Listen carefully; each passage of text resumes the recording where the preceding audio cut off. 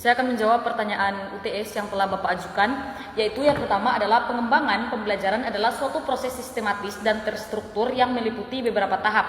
Nah, dalam konteks Al-Quran dan hadis, pengembangan ini tidak hanya fokus pada kemampuan tekstual seperti membaca dan menghafal, tetapi juga mencangkup pemahaman makna, tafsir, studi hadis, serta internalisasi nilai-nilai Islam sehingga siswa mampu mengamalkannya dalam kehidupan sehari-hari.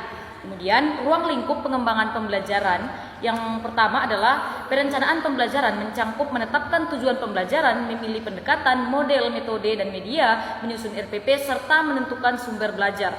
Kemudian yang kedua adalah pengorganisasian materi mencangkup mengurutkan materi dari yang paling sederhana ke kompleks, mengelompokkan materi sesuai kompetensi, menentukan porsi waktu, menggunakan pengayaan dan remedial. Kemudian yang C, pelaksanaan pembelajaran meliputi pendahuluan, kegiatan inti, dan penutup. Kemudian evaluasi pembelajaran meliputi kognitif, afektif, dan psikomotorik. Contohnya, di sebuah madrasah program tahfiz Al-Quran tidak hanya menghafal, tapi siswa juga diwajibkan untuk membuat ringkasan makna surah yang dihafal dan membahas bagaimana nilai-nilai surah tersebut dapat diterapkan dalam kehidupan sehari-hari. Dan nomor kedua adalah yang pertama, guru sebagai perancang materi. Guru merancang materi sesuai kompetensi dasar, tingkat perkembangan, dan kebutuhan kurikulum. Yang kedua, guru sebagai pengorganisasi dan penyederhana materi. Guru mengurutkan, mengemas, dan menyederhanakan materi agar mudah dipahami. Kemudian yang ketiga, guru sebagai role model. Guru menjadi contoh hidup dalam akhlak, ketertiban tadarus, adab membaca, dan kesungguhan dalam memahami dalil. Kemudian yang keempat, guru sebagai fasilitator. Guru menyediakan pengalaman belajar yang bermakna, diskusi, makna ayat, talaki, hingga penggunaan teknologi tadarus digital. Nah, secara keseluruhan, peran guru sebagai perancang, perorganisasi, teladan, dan fasilitator pembelajaran berpengaruh besar dalam memastikan pembelajaran Al-Quran dan hadis berjalan terarah, mudah dipahami, relevan dengan kehidupan, serta mengintegrasikan aspek kognitif, afektif, dan psikomotor. Nomor 3 adalah yang pertama adalah menurut Everett M. Rogers, inovasi adalah ide, praktik atau objek baru yang dianggap baru oleh individu atau kelompok dan diterapkan untuk menghasilkan perubahan yang lebih baik dalam suatu sistem. Dan menurut Havelock, inovasi pendidikan merupakan proses perubahan terarah untuk memecahkan masalah yang ada dalam sistem pendidikan. Kemudian nomor 5 yang bagian B adalah urgensi inovasi dalam pembelajaran Al-Quran dan hadis terletak pada kebutuhan untuk menghadirkan proses pembelajaran yang lebih relevan, menarik, dan efektif di era modern. Inovasi membantu guru mengatasi metode tradisional yang monoton, meningkatkan motivasi siswa, serta memperdalam penanaman nilai-nilai Qur'ani melalui pendekatan yang lebih interaktif dan kontekstual. Kemudian nomor 3 yang bagian C adalah langkah-langkah problem based learning atau PBL. Yang pertama, penyajian masalah yang dimana guru memberikan masalah nyata yang relevan dengan ayat ataupun hadis. Kemudian yang kedua, pengorganisasian kelompok, yaitu siswa dibagi ke kelompok kecil untuk menganalisis masalah yang telah diberikan oleh guru. Kemudian yang ketiga, pengumpulan informasi yang dimana siswa membaca ayat atau hadis terkait dan mencari makna. Kemudian analisis, kelompok merumuskan solusi berdasarkan nilai Al-Quran dan hadis.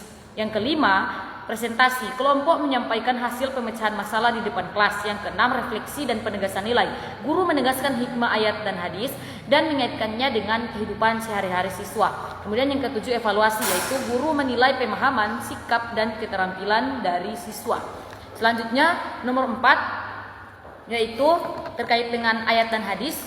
Yaitu ayatnya adalah Quran surah Al-Mujadilah ayat 11. Bismillahirrahmanirrahim.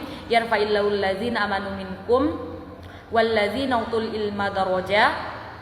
Ya, artinya Allah akan mengangkat derajat orang-orang yang beriman di antaramu dan orang-orang yang diberi ilmu beberapa derajat. Yaitu maknanya ayat ini menegaskan bahwa Allah mengangkat derajat orang beriman dan berilmu sehingga belajar menjadi ibadah yang memuliakan.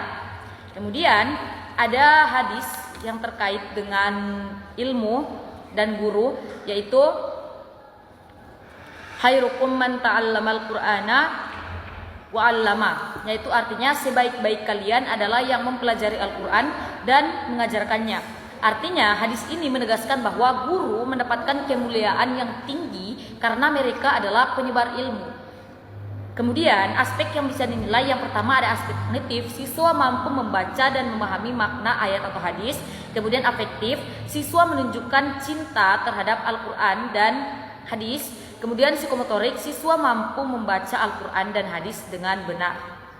Selanjutnya kita masuk pada nomor 5, yaitu yang pertama nomor 5 bagian A, Iqra, tahap awal untuk mengenal huruf hijaiyah, cara mengeja, pengenalan hafalan, dan membaca kata atau kalimat sederhana. Kemudian tahsin, yaitu tahap peningkatan kualitas bacaan dengan memperbaiki makhraj, sifat huruf, panjang pendek, dengung, dan aturan tajwid. Kemudian tahfiz, tahap menghafal ayat atau surah secara berkesinambungan. Nah, pada nomor 5 bagian B yaitu adalah strategi. Yang pertama adalah metode Iqra atau tilawah yang bertahap. Kemudian ada pembelajaran berbasis modeling, yaitu di situ guru sebagai role model yang mencontohkan, kemudian peserta didik mengikuti. Kemudian pendekatan bermain atau storytelling, yaitu joyful learning, pembelajaran yang menyenangkan. Kemudian latihan rutin, yaitu latihan selama 10 sampai 15 menit. Kemudian ada pemberian reward atau pujian kepada peserta didik yang mampu menyelesaikan. Kemudian pendampingan individual bagi peserta didik yang sekiranya kurang mengerti atau tidak mengerti dengan ayat atau hadis itu.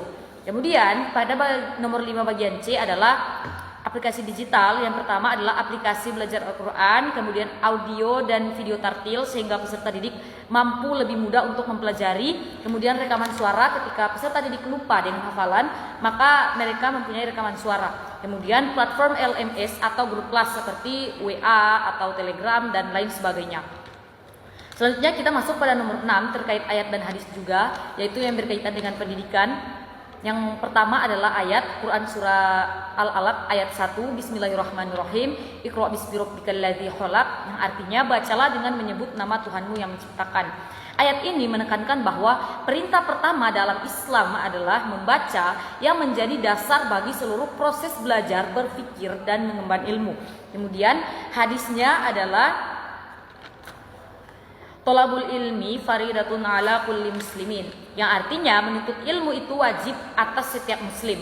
Artinya hadis ini menegaskan bahwa belajar adalah kewajiban bagi seluruh umat atau seluruh manusia, bukan hanya untuk kalangan-kalangan tertentu. Nah, adapun nilai-nilai pendidikan yang bisa kita dapatkan dari ayat dan hadis tadi, yaitu yang pertama adalah pentingnya membaca sebagai dasar seluruh proses pembelajaran. Kemudian ilmu harus dicari dengan niat yang benar dan mengingat Allah. Kemudian belajar harus dilakukan secara terus-menerus, bertahap, dan penuh dengan kesungguhan. Nah, implementasi dalam proses pembelajaran antaranya yaitu guru membuka pembelajaran dengan ayat atau hadis sebagai motivasi untuk belajar. Kemudian guru memberikan bahan bacaan atau hafalan seperti ayat atau hadis. Kemudian siswa mempraktikkan bacaan atau hafalan dan guru menilai pada aspek afektif, kognitif, dan psikomotorik. Kurang lebih itu yang bisa saya jelaskan terkait UTS pengembangan material Quran dan hadis. Terima kasih.